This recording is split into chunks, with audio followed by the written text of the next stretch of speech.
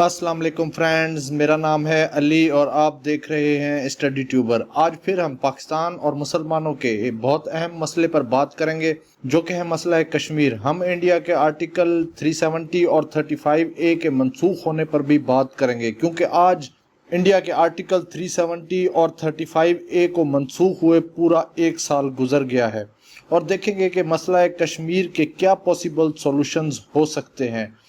तो without wasting any time let's go to the video. Quaid-e-Azam जनाब मोहम्मद अली जिन्ना ने फरमाया था, Kashmir is the jugular vein of Pakistan and no nation can aloe it's jugular vein to be held by the enemy. मतलब कि कश्मीर पाकिस्तान की शहरग है और कोई भी कौम अपनी शहरग को दुश्मन के हवाले नहीं कर सकती।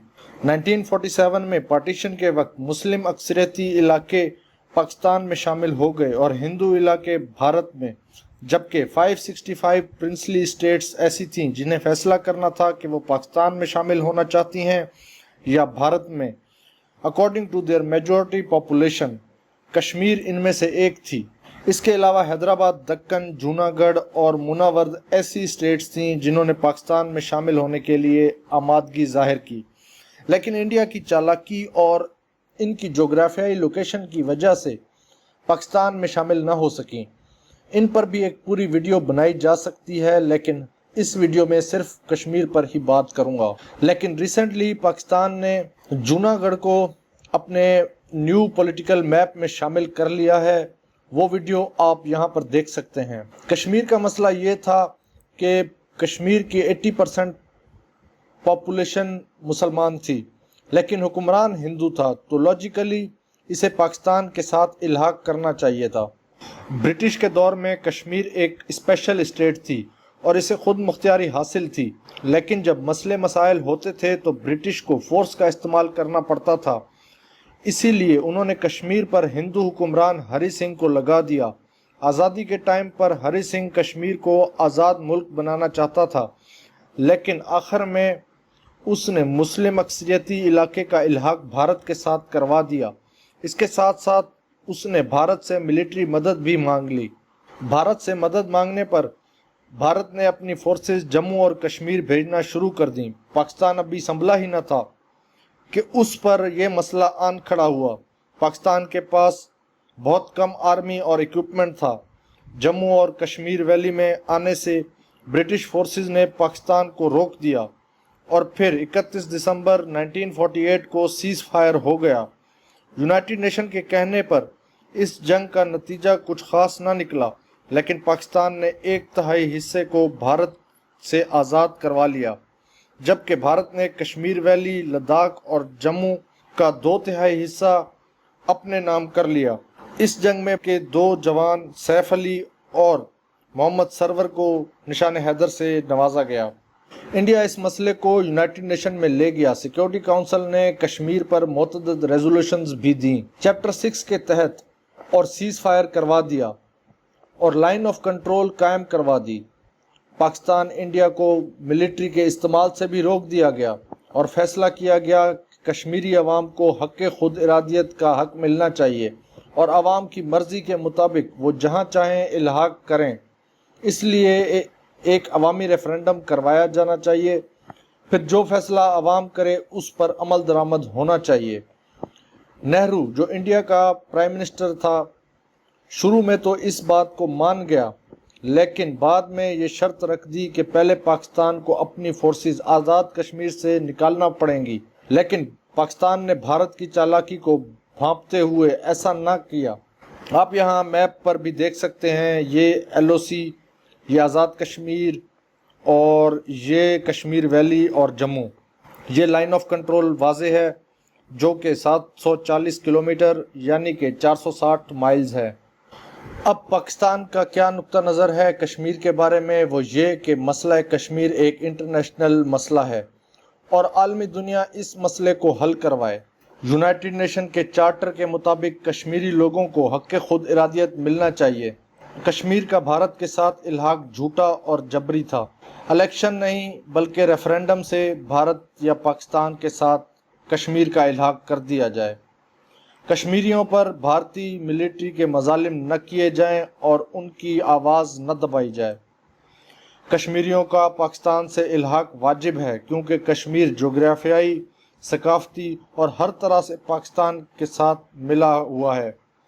شملہ ایگریمنٹ کو مسئلہ کشمیر کا حل نہ سمجھا جائے۔ شملہ ایگریمنٹ ذوالفقار علی بھٹو اور اندرا گاندھی کے درمیان 1971 وار کے بعد ہوا تھا۔ انڈیا نے اس ایگریمنٹ کو کشمیر کے ساتھ جوڑنا شروع کر دیا۔ انڈیا کا موقف ہے کہ کشمیر بھارت کا حصہ ہے۔ یونائٹڈ نیشن کی ریزولوشنز پرانی اور آؤٹ ڈیٹڈ ہو چکی ہیں۔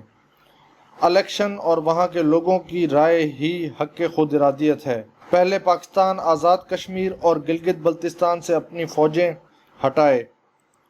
مہاراجہ ہری سنگھ کا بھارت کے ساتھ الحاق آخری فیصلہ تھا جو واپس نہیں ہو سکتا۔ کشمیر سمیت گلگت بلتستان سارا بھارت کا حصہ ہے۔ نیز یہ کہ بھارت نے آرٹیکل 370 کے تحت کشمیر کو 1949 کے آرٹیکل 370 اور 35A سے آٹونومی پرووائیڈ کی ہوئی ہے، لیکن اب اس نے آرٹیکل 370 اور 35A کے تحت جو آٹونومی اور اسپیشل اسٹیٹس تھا اس کو ختم کر دیا۔ لیکن اس آرٹیکل کے ختم کرنے کے بعد جموں کشمیر کا کانسٹیٹیوشن ختم، اپنا جھنڈا ختم، سارے انڈین لاز کشمیریوں پر لاگو ہوں گے۔ کشمیر سے باہر بھارت کے لوگ کشمیر میں پراپرٹی خرید سکیں گے، جس سے پاسبلی بھارت مسلمانوں کی ایتھنک کلینزنگ کا خواہش مند ہے۔ اب دیکھ لیتے ہیں کہ اس کی آرٹیکل کی لیگیلٹی کیا ہے۔ According to the Constitution, Article 370 could only be modified with the agreement of the state government۔ اس کا مطلب ہے کہ اس کے چیف منسٹر سے صلاح مشورے کے بعد ہی آرٹیکل 370 کو ختم کیا جا سکتا ہے، لیکن 2018 میں پہلے بھارتی گورنمنٹ نے فیڈرل رول امپوز کیا اور اس کے چیف منسٹر محبوبہ مفتی کو ہٹا دیا گیا۔ اس کے بعد گورنر راج امپوز کر دیا گیا، پھر اس گورنر کے تھرو آرٹیکل 370 اور 35A کو ختم کیا گیا، جس سے یہ صاف ظاہر ہے کہ گورنر راج لگا کر اپنی منمانی کے فیصلے کروائے گئے۔ آرٹیکل 370 کے ختم ہوتے ہی پاکستانی فورن آفس نے اسٹیٹمنٹ جاری کیا، جس میں اس نے اس قدم کو غلط کہا اور دنیا کے ہر فورم پر اسے اٹھانے کا فیصلہ کیا گیا۔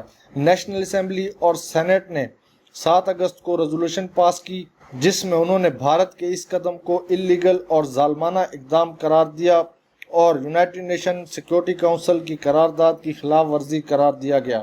11 اگست 2019 کو پاکستانی پرائم منسٹر نے بھارتی گورنمنٹ کو ہٹلر سے تشبیہ دیتے ہوئے کہا کہ بھارت کشمیر میں مسلمانوں کی ایتھنک کلینزنگ کرنا چاہتا ہے۔ نیشنل سیکیورٹی کمیٹی نے بھارت کے ساتھ سارے سفارتی تعلقات ختم کر دیے۔ اب سوال یہ ہے کہ کشمیر اتنا ضروری کیوں ہے؟ کیونکہ یہاں گلیشیئر ہیں جو کہ بھارت اور پاکستان کو پانی پرووائیڈ کرتے ہیں۔ دونوں ملکوں کا مسئلہ ہے کہ اگر دوسرے ملک نے کشمیر پر قبضہ کر لیا تو وہ پانی بند کر سکتا ہے، جس سے نہ صرف پینے کا پانی بلکہ ایگریکلچر سیکٹر کا پانی بھی بند ہو سکتا ہے۔ پاکستان میں بہنے والے 6 میں سے 3 دریا کشمیر سے اوریجنیٹ ہوتے ہیں اور پاکستان کا ایگریکلچر سیٹ اپ زیادہ تر انہی دریاؤں پر منحصر ہے۔ ویسے تو یہ بہت مشکل ہے، لیکن اگر سوچیں تو مسئلہ کشمیر کا حل نکل سکتا ہے۔ بھارت کے کشمیر پر ظلم و جبر کی وجہ سے انٹرنیشنل پریشر ڈالا جائے اور کشمیر پاکستان کے ساتھ الحاق کر لے۔ دونوں ممالک یعنی پاکستان اور بھارت مان جائیں کہ کشمیر کو الگ ملک بنا دیا جائے۔ جہاں پر مسئلہ ہے یعنی جموں اور کشمیر ویلی، صرف اس حصے کو آزاد کر دیا جائے۔ کشمیر کو چناب فارمولے سے سولو کیا جائے۔ چناب فارمولے کے تحت کشمیر میں جہاں سے دریائے چناب گزر رہا ہے اس کا نارتھ پارٹ پاکستان کو دیا جائے، جبکہ ساؤتھ پارٹ بھارت کو۔ اس سے جموں اور کشمیر سارا پاکستان کے پاس آ جائے گا۔